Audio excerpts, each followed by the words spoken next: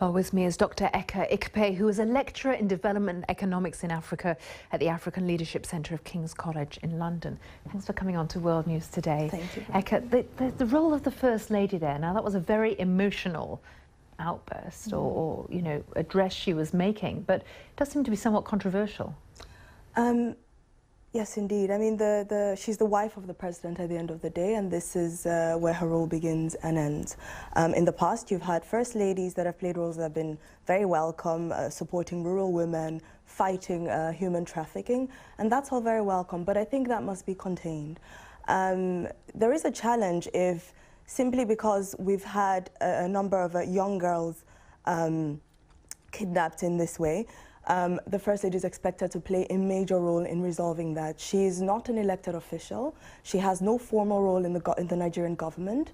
And, if you like, it suggests a relegation of the place of young girls in society. If we think because girls have gone missing, because of a very serious, very major security lapse, we should expect the First Lady to be playing any kind of a serious role in securing their release.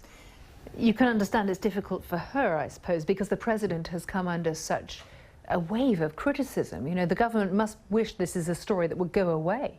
That may well be the case, and again, she's his wife, so she may feel that way. But the problem comes where a lot of regard, if you like, is placed on how she feels about this. I think the way she feels about it is understandable.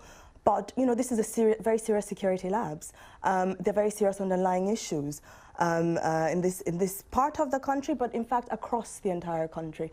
And we must ensure that our eye remains on the ball in this situation. Let's look at those issues, because when you look at the 3 northeastern states where Boko Haram has made the biggest incursions, it does seem that the government just doesn't have control there.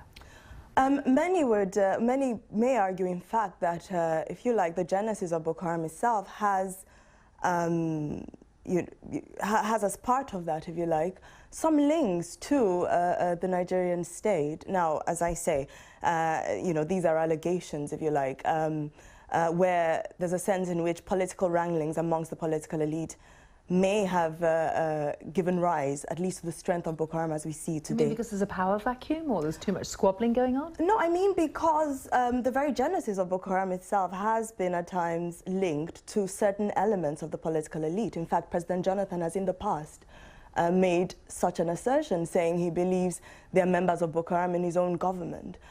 So the idea that there may be a power vacuum may not be the case. I think, in fact, the challenge we see with Boko Haram and why this issue does not appear to be disappearing is that there is a structural challenge at play here. You have a situation where access to security, if you like, is a throwback to the colonial era, where it appears to be that only those with material means can access security in Nigeria. For instance, we see the story has it that with the school in Chibok, there was one security detail catering to a school in this very problematic area. Now, we dare not go into details about the sort of security, if you like, details that government officials have on a daily basis.